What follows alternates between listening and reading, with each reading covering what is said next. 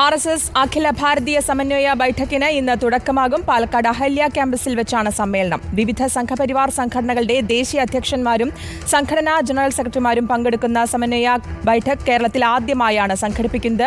VS Ranjith നൽകും വിശദാംശങ്ങൾ. രഞ്ജിത്ത്, ദേശീയ പ്രാധാന്യമുള്ള വിഷയങ്ങളടക്കം ചർച്ചയാകുമെന്ന് പറയുന്നു. എന്തൊക്കെ കാര്യങ്ങളായിരിക്കും ഈ 3 ദിവസം നീണ്ടു നിൽക്കുന്നതിൽ ഉണ്ടാവുക ബൈഠക്കിൽ?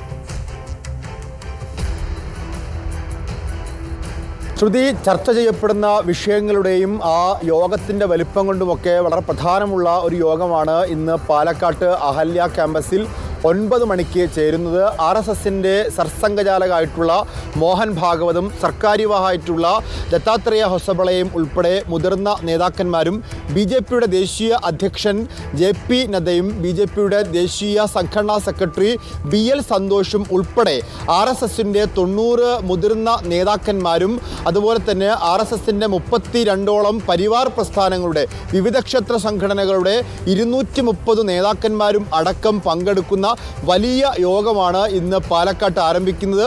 തിങ്കളാഴ്ചയോടുകൂടിയാണ് യോഗം സമാപിക്കുക.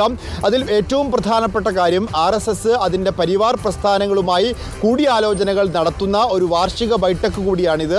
ആ കൂടിയാലോചനകളിലാണ് RSSൻ്റെയും പരിവാർ പ്രസ്ഥാനങ്ങളുടെയും BJPയും അഖില ഭാരതീയ വിദ്യാർത്ഥി പരിഷത്തും ഭാരതീയ മസ്ദൂർ സംഘം ഉൾപ്പെടെയുള്ള പരിവാർ പ്രസ്ഥാനങ്ങളുടെ അജണ്ട രൂപീകരിക്കുന്ന ഒരു പ്രധാനപ്പെട്ട യോഗം കൂടിയാണ് ചേരാൻ പോകുന്നത്.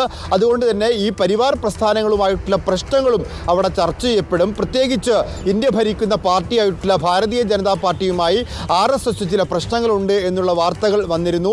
കഴിഞ്ഞ ലോക്സഭാ തെരഞ്ഞെടുപ്പിൽ RSSും BJPയും തമ്മിലുള്ള പ്രശ്നങ്ങൾ കാരണം ഉത്തർപ്രദേശിൽ ചില സീറ്റുകൾ നഷ്ടപ്പെടുന്ന ഘട്ടത്തിൽ വരെ എത്തി എന്നുള്ളതും വാർത്തകളായിരുന്നു.